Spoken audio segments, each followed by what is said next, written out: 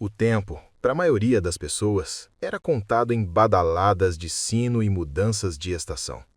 Para mim, sempre foi medido em flores. Pela primeira gema de glicínia em abril, pelo perfume intoxicante das roseiras em junho e pela melancolia silenciosa dos crisântemos tardios no outono. E todos esses marcos, sem exceção, ocorreram no mesmo lugar, o jardim murado que pertencia, em partes iguais, à mansão Montrose e à mansão Everly. Aquele jardim não era apenas terra, mas um vasto e secreto país onde as regras de etiqueta e os sussurros da sociedade do início do século XIX não tinham poder. Era o nosso refúgio, o meu e o de James Everly. James. O nome ainda soa como o tilintar de um sino de prata na minha memória. É inútil tentar descrevê-lo sem descrever o jardim, pois ele era tão essencial àquele lugar quanto o sol que filtrava pelas folhas da antiga pereira.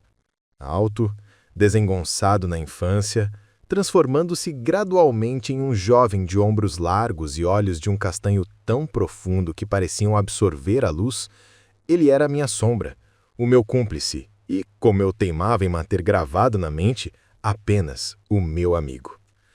Correndo pelos caminhos de pedra, ríamos até que o corpo doesse de tanto fôlego perdido. Ali, entre as espessas moitas de hortênsias, inventávamos reinos mais vastos que a Grã-Bretanha. Lutávamos batalhas imaginárias contra dragões escondidos sobre arbustos e fazíamos juras que, na época, pareciam tão importantes quanto as leis do parlamento. Juramos nunca revelar os túneis secretos. 2 buracos mal feitos sob um tapete de era. Juramos ser os mais bravos exploradores e, claro, juramos que sempre seríamos vizinhos. Mas de todas as promessas, uma se destacou, feita em uma tarde dourada que o sol tingia o musgo da cerca de um amarelo irreal. Tínhamos uns 10 ou 11 anos. Eu estava com os joelhos ralados por escalar o muro baixo e ele, com o cabelo caindo sobre os olhos, me ajudava a colher amoras. "Quando formos grandes, Clara", ele disse, limpando uma folha do meu rosto com a ponta do dedo, um gesto de carinho tão natural que não percebi como algo mais. "Prometa que nunca irá se apaixonar por mim." Eu olhei, confusa. Apaixonar? Por que eu faria uma tolice dessas, James?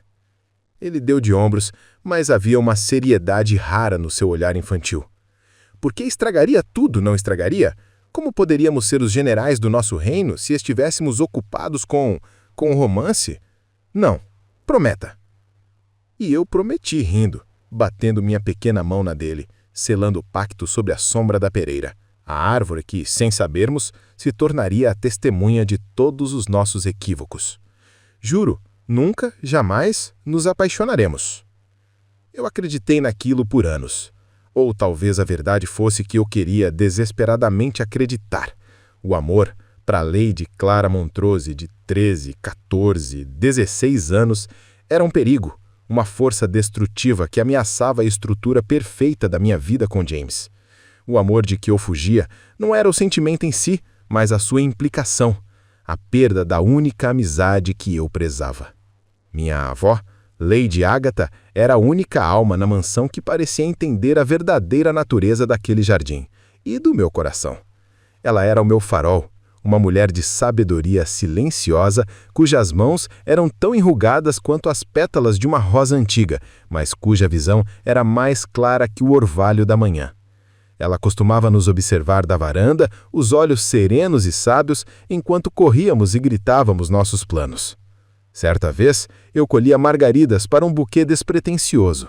James estava deitado na grama, lendo um livro que ele jurava ser sobre estratégia militar, mas que eu desconfiava ser poesia. Lady Agatha se aproximou, o passo leve. Ela parou perto de mim, o cheiro de lavanda e talco pairando no ar.